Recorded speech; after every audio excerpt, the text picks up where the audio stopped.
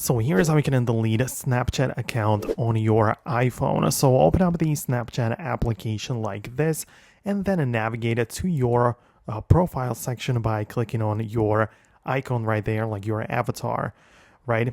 And then what you need to do is to proceed to the settings by clicking on the gear icon.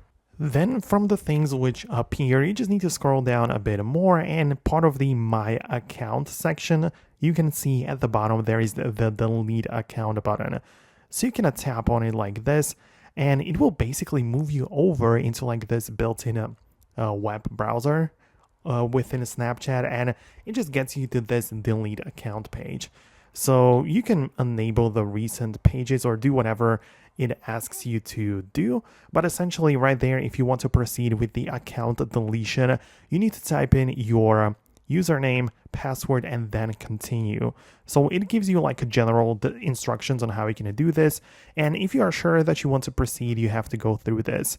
Keep in mind that if you go with this deletion, your account will be deactivated, and only after 30 days it will be permanently deleted forever.